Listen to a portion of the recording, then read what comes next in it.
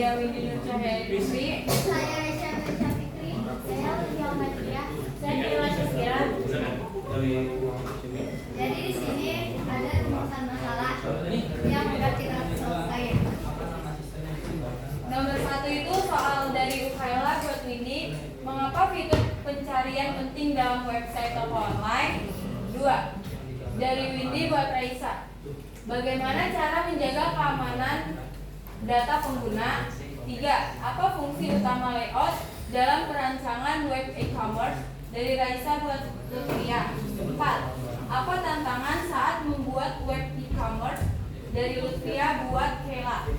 Apa tujuan utama dibuatnya web e-commerce Anda? Kela buat Ukhaila.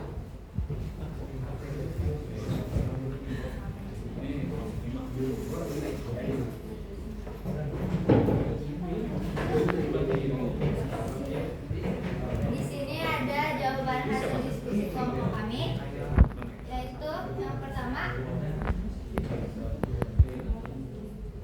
simpul hasil diskusinya yang pertama, memudahkan pelanggan menemukan produk yang mereka inginkan dengan cepat dan efisien di antara banyak pilihan yang tersedia. Ini jawaban dari Windy. Dengan menggunakan sistem enkripsi HTTPS, membuat password yang kuat, membatasi akses data, serta rutin melakukan pembaruan keamanan pada website. Jawaban dari Raisya. Layout berfungsi untuk mengatur tampilan agar rapi, mudah dipahami, dan menarik, sehingga pengguna dapat menavigasi dan menemukan produk dengan mudah.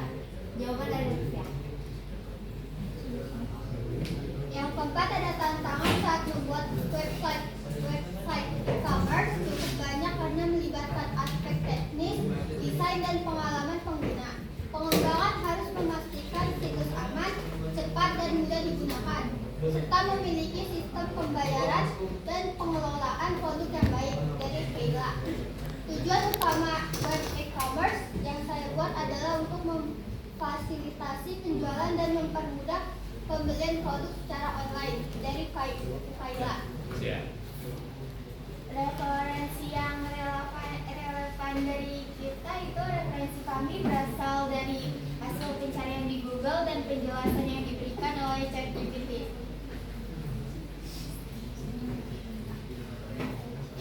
Jadi di sini ada tahap perancangan desain.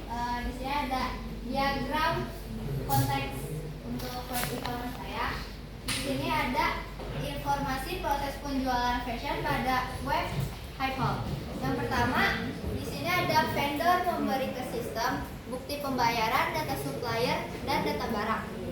Kemudian sistem memberi kembali kepada vendor penawaran, pemesanan pembelian, dan pembayaran barang. Kemudian sistem memberi ke pembeli pembelian dan pembayaran barang. Lalu pembeli mengembalikan kepada sistem harga barang bukti dan pembayaran. Kemudian sistem memberi ke pegawai informasi stok barang, harga barang, display barang. Kemudian pegawai memberikan kepada sistem data transaksi harian dan data stok barang. Lalu ada sistem memberi ke CEO laporan keuangan dan laporan stok barang. Dan di sini ada di level 0-nya proses penjualan pada web Hypehall. Di sini ada admin website. Admin website-nya memberi data harga kepada sistem, kemudian memberi catatan produk. Kemudian sistem memberikan informasi customer kepada admin website dan detail pembelian atau pemesanan. Di sini juga ada customer memberikan detail pembelian atau pemesanan kepada sistem. Lalu customer juga memberikan informasi customer dan detail pembayar, dan sistem memberikan detail pembayaran kepada customer. Kemudian ada yang level 1-nya. Yang pertama, mengelola informasi pelanggan. Sistem memberi detail pesanan kepada admin website dan memberikan informasi customer. Kemudian admin website memberikan daftar harga kepada mengelola pembayaran atau pendapatan. Di sini ada mengelola informasi produk, memberikan daftar kategori kepada admin website. Kemudian di sini ada customer yang memberikan detail pembelian kepada pengelola informasi produk, dan customer juga memberikan detail pesanan kepada sistem mengelola informasi pelanggan dan memberikan informasi customer. Kemudian di pengelola informasi produk memberikan klaim pembelian kepada customer. Yang sistem nomor 3 mengelola pembayaran atau pendapatan, memberikan detail pembayaran kepada customer. Kemudian sistem nomor 4 mengelola transaksi, memberikan detail pembayaran kepada customer, dan admin website memberikan pembaruan transaksi kepada pengelola transaksi. Mengelola informasi pelanggan. Di sini pengelola informasi pelanggan memberikan daftar pelanggan pada database pelanggan.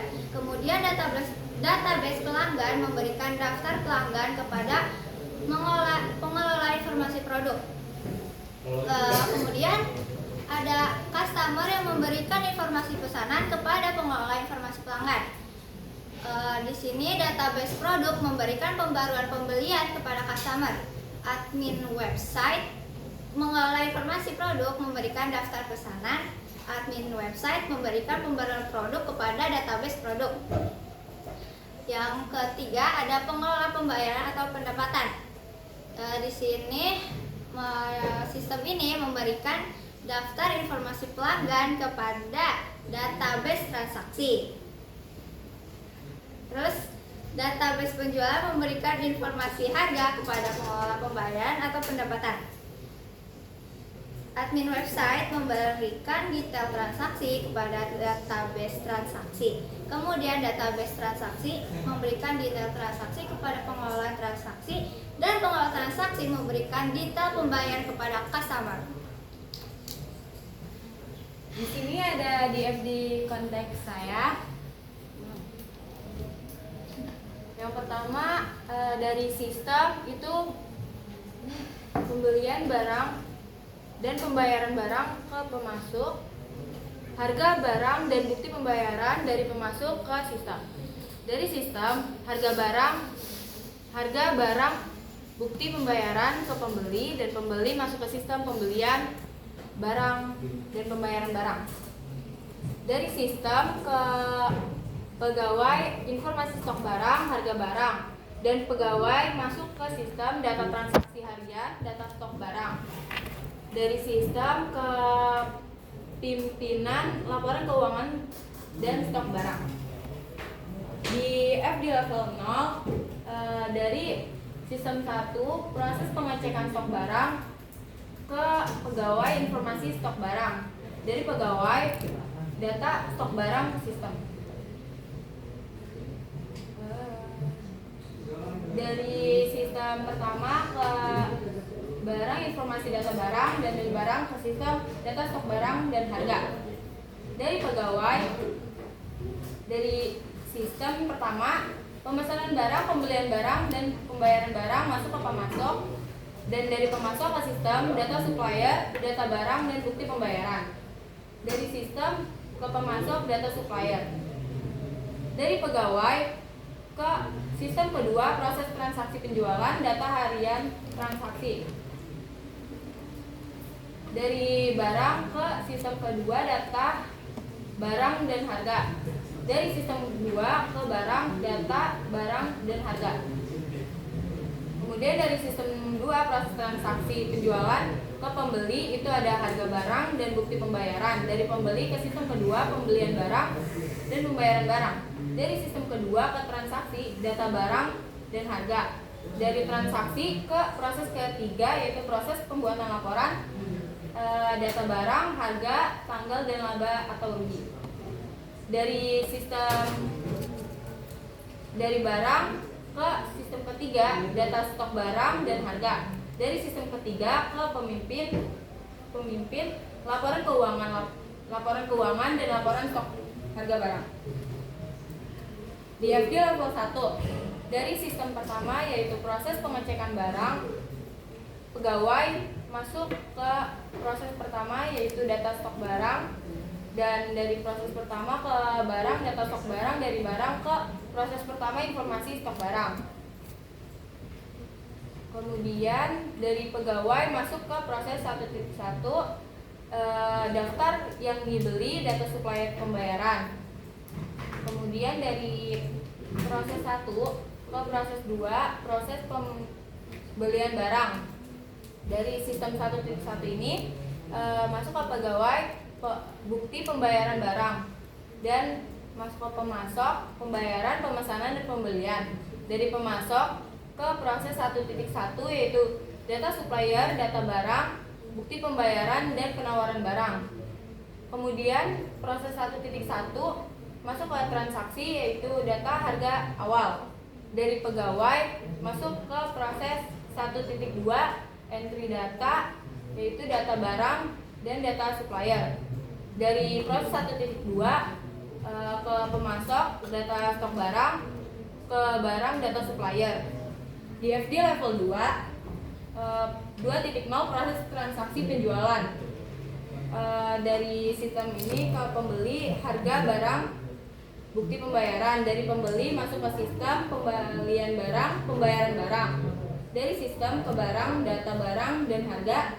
Dari barang ke sistem data barang dan harga. Dari proses 2.0 ke 2.1 entry data penjualan. Pembeli masuk ke sistem data penjualan dan sistem ke transaksi data penjualan dan harga. Sistem ke barang, data barang dan harga.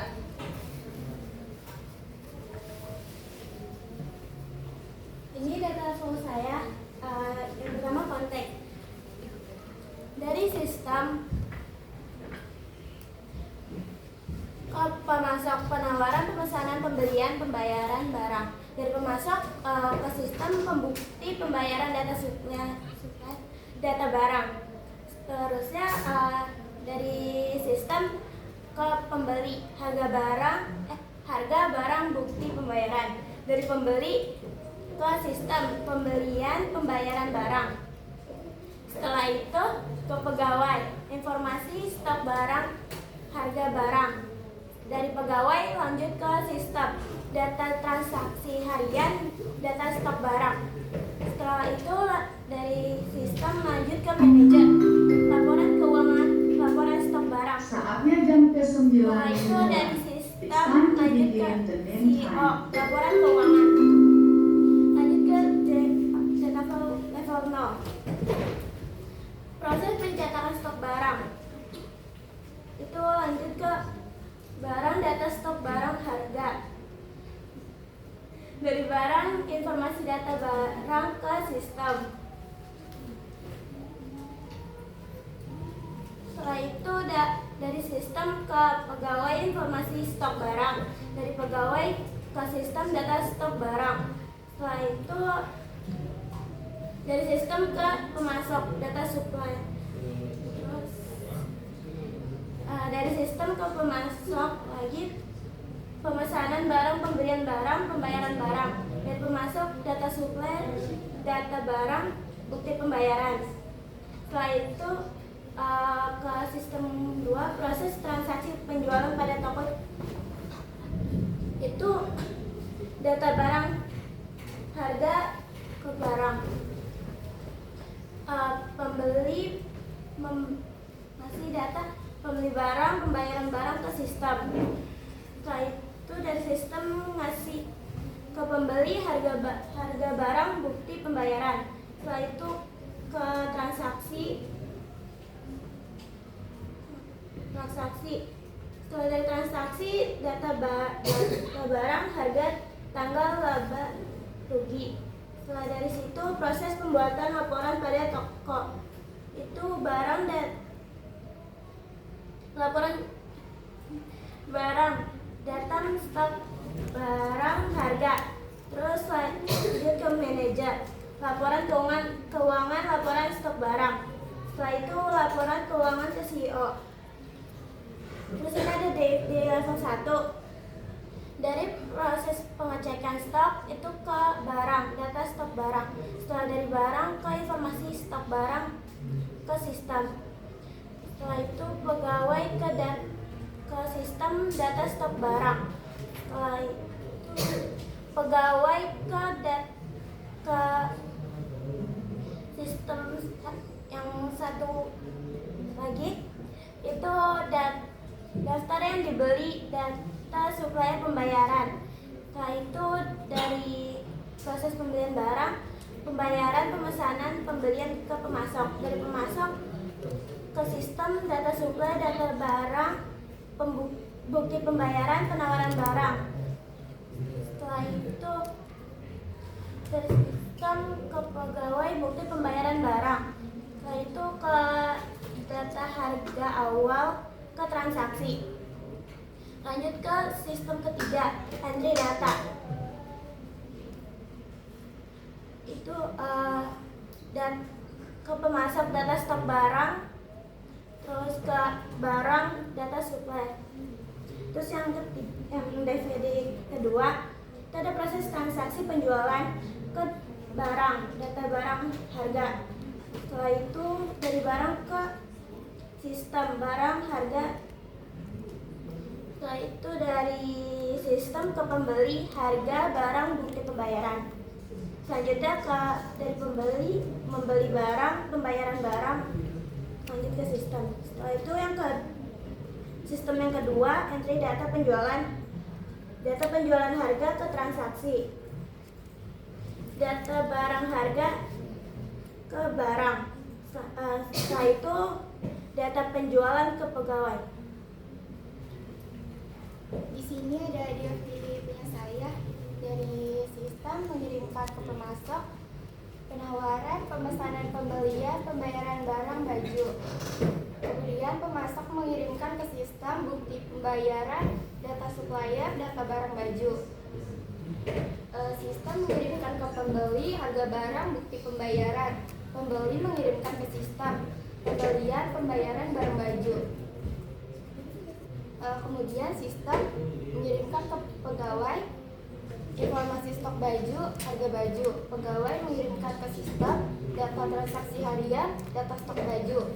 Lalu sistem mengirimkan ke owner laporan keuangan.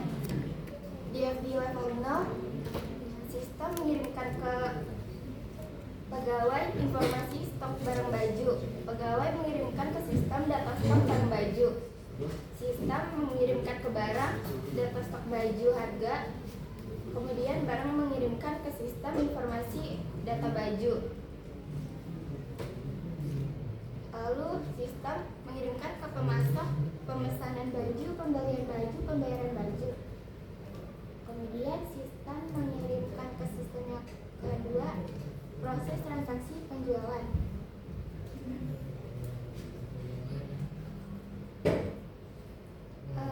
Sistem mengirimkan ke barang, data baju, harga.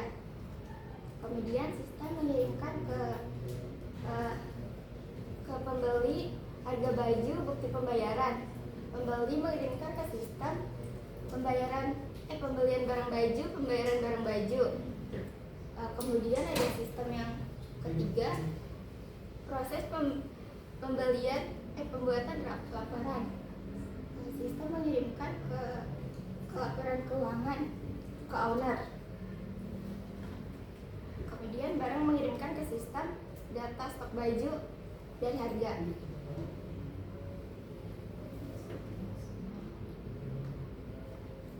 DFD level 1, sistem mengirimkan ke barang data stok baju. Barang mengirimkan ke sistem informasi stok baju. Kemudian ada sistem yang 1.1, proses pembelian barang baju. Sistem mengirimkan ke pegawai bukti pembayaran baju. Pegawai mengirimkan ke sistem data yang dibeli, data supplier pembayaran. Sistem mengirimkan ke pemasok pembayaran, pemesanan, pembelian. Pemasok mengirimkan ke sistem data supplier, data baju, bukti pembayaran, penawaran barang baju. Kemudian ada sistem yang ketiga, 1.2 entry data. Sistem mengirimkan ke pemasok data stok baju, kemudian mengirimkan ke barang data supplier.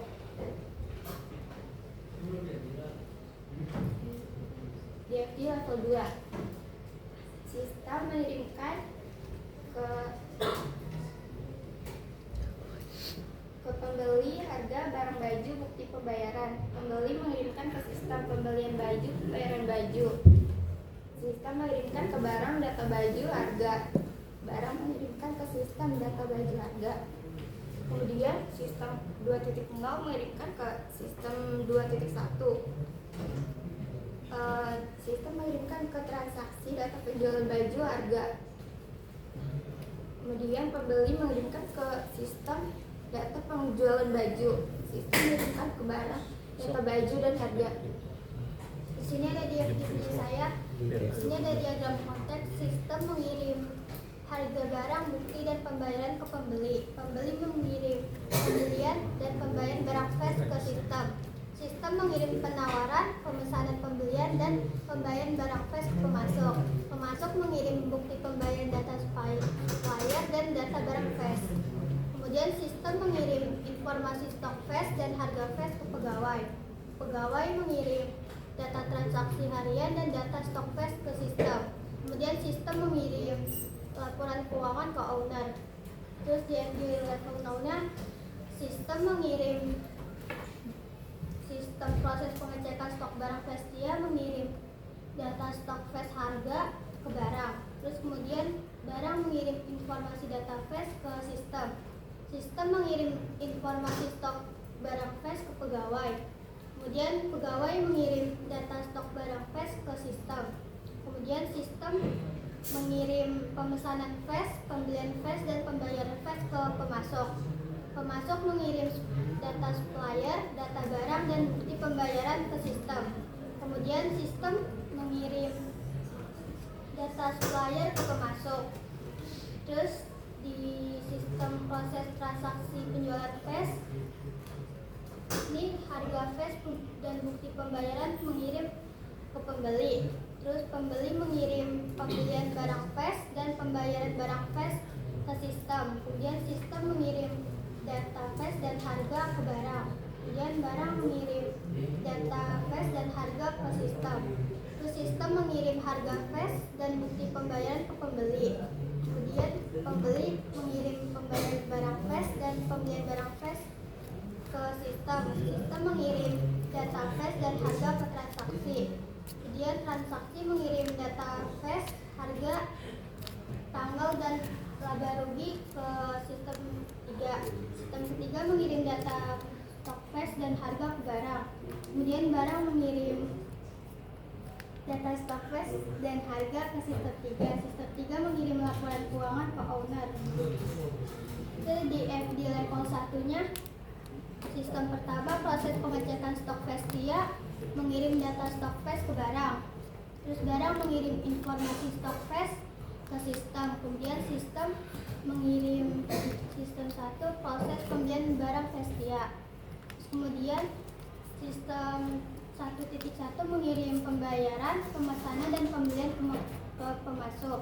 Pemasok mengirim data supplier dan data flash, bukti pembayaran dan penawaran barang flash ke sistem 1.1. Kemudian sistem 1.1 mengirim bukti pembayaran baju ke pegawai.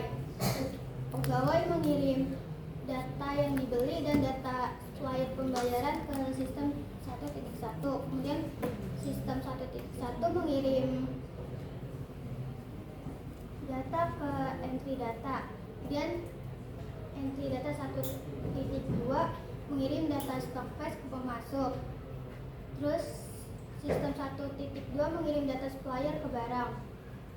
Ini ada di FD level 2. Yang pertama, sistem proses transaksi penjualan flash, dia mengirim data flash dan harga ke barang. Kemudian barang mengirim data flash dan harga ke sistem 2.0. Kemudian sistem mengirim harga barang flash, bukti dan pembayaran ke pembeli. Kemudian pembeli mengirim pembelian flash dan pembayaran flash ke sistem. Sistem mengirim ke sistem 2.1 entry data dan penjualan Vestia. Kemudian pembeli mengirim data penjualan ke sistem. Sistem mengirim data penjualan flash dan harga ke transaksi. Sistem mengirim data flash dan harga ke barang. Kemudian ini ada kesimpulan dari yang hasil diskusi kelompok kami. Website e-commerce perlu fitur pencarian dan elemen penting agar memudahkan pengguna mencari produk serta melakukan transaksi dengan mudah dan cepat. Sebelumnya di sini ada yang ingin bertanya.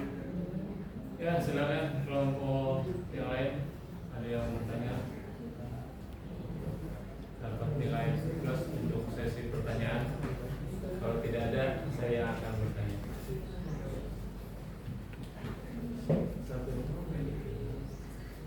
Oke, langsung lanjut dibuka data flow diagramnya. Ya, kita isi benar.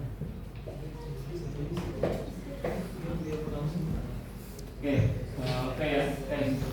Ini data diagram konteks. Oke. Tapi ini ya, yang lain bisa dicermati yang belum presentasi ya. Kecuali yang sudah presentasi tinggal direvisi. Jadi pada waktu data diagram konteks ya, tahu kan diagram konteks itu seperti layaknya secara umum yang pernah saya sampaikan secara umum. Dia tidak ada database. Tapi pada waktu di level 0 itu aturannya ada database-nya. Tapi ini seperti layaknya diagram konteks lagi. Jadi ada 2 kali diagram konteks yang dimunculkan. Padahal sebenarnya diagram konteks ini dirinci. Jadi rinci ini misalnya dia membahas apa sih proses penjualan pada web nih, proses penjualan berarti bagaimana proses penjualan itu dari hulu ke hilir sampai selesai sampai ketemu sampai si ownernya melihat reportnya atau billnya gitu ya. Jangan sampai pada waktu terus dia kan jual nih ya, ada pembeli mesen barang dilihat di dalam database, di sini nggak ada database-nya ya. Pastikan di level 0 itu ada database-nya. Nanti kita belajar database juga pada waktu belajar HTML dan lain-lain. Lanjut gimana? Gitu ya? Oke, lanjut ke level 1 sama juga. Ya. Level 1 tidak ada database-nya, padahal prosesnya banyak. Di sini ada owner, admin. Ini ngebahas tentang apa nih? Ada sistem dia masuk ini ibaratnya aplikasinya ya. Aplikasi yang pertama dia masuk kedua. Nah ini sampai ya tidak ada proses untuk bagaimana penyelesaian timbul di situ gitu ya. Itu di level 1. Ini banyak revisi. Terus di level 2 ini operasinya ya itu malah di pinggir, tapi database-nya pada di tengah. Ya, ini database pelanggan bukan database. Database itu tahunya artinya. Pada waktu kalian nih, misalnya di kelas ya, di kelas pada waktu buku kalian nih, buku cetak kalian dikumpulin, masukin ke lemari. Itu penyimpanan, ya barang ditaruh di lemari, sama seperti database. Gitu. Jangan sampai ini database pelanggan dimasukin di dalam lemari gitu, jangan ya. Kalau bisa ini terminator nih ya, ini kalau bentuk terminator itu pelaku. Coba dek deh. Oke, ini kayak di sini nih. Ini vendor, pegawai, CEO sama pembeli, ini pelaku semua. Tapi kalau untuk barang terus transaksi oke lah gitu ya. Bukan sebagai pelaku. Kalau misalnya terminator itu pelaku. Jadi itu level 2 revisi lagi. Oke, Windy untuk diagram konteksnya oke, secara umum seperti ini. Tapi pada waktu di level 0, lihat ada nggak yang berubah? Coba yang lain bisa dilihat. Apa yang kurang di level 0-nya? Database-nya. Di sini barang itu sebagai terminator, sebagai pelaku. Barang bisa bekerja sendiri gitu ya. Saya bingung nih, ini barangnya robot kali gitu ya. Bisa ngirim barang, transfer barang gitu ya. Terus ada lagi nih apa nih? Pemasok ya oke, masuk. Tapi lagi transaksi. Terus apa nih? Ini barang oke. Simbol barang itu beda. Simbol barang itu seperti ini nih. Mana ya tadi? Nah, kayak gini nih. Ini saya lihat di Lutfia.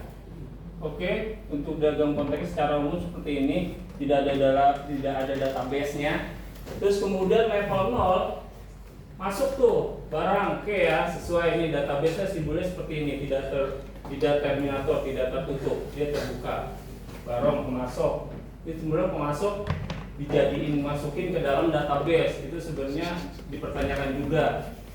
Terus kemudian transaksi, oke, transaksi di dalam masuk di dalam database, oke, barang sesuai, ya. Kira-kira sesuai nggak? Level 0. Kita lanjut ya di Lutfia. Oke, sama nih pemasok database. Barang malah dijadiin terminator sebagai pelaku. Padahal sebelumnya dia udah buat database barang, tapi ada makhluk yang berbentuk barang. Ini copy paste mana gitu, saya bingung nih. Ya ini harus yang presentasi berikutnya harus dirubah nih. Terus level 2 seperti layaknya diagram konteks. Padahal level 2 itu udah dirincikan, masukin ke dalam database entah itu barang, entah itu transaksinya, bagaimana untuk bayar barangnya, ada stok barangnya dan lain-lain. Itu bisa dimasukin di proses transaksi penjualan baju. Bisa jadi ini level 2 database-nya berupa database bank gitu ya. Jadi ini pilihan banknya nanti tinggal dipilih di dalam database. Bukan si pelaku ya, pembeli tuh barang lagi tuh nomor 2. Jadi bentuknya.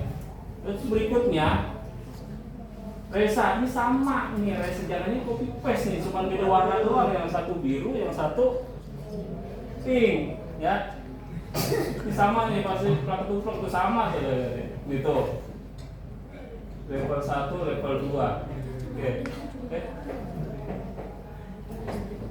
Ya. Hilang. Oh, siapa lagi? Bini udah belum? Udah. Oke, udah. Ya. Kela, oke. Kela juga sama nih. Oke, lihat data flow diagram level 0.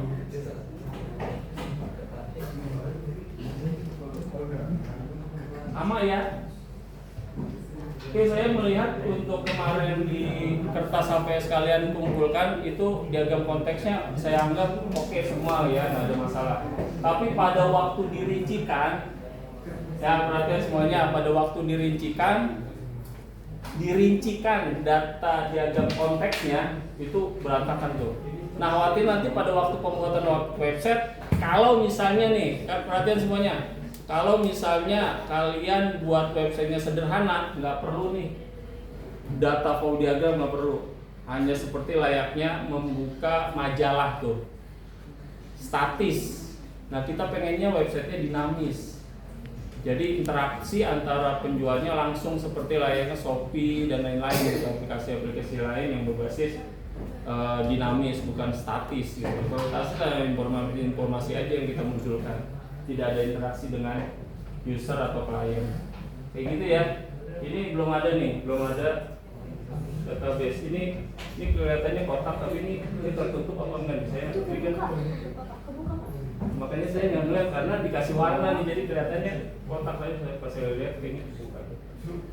Oke, lanjut ya. Oke, seperti ini.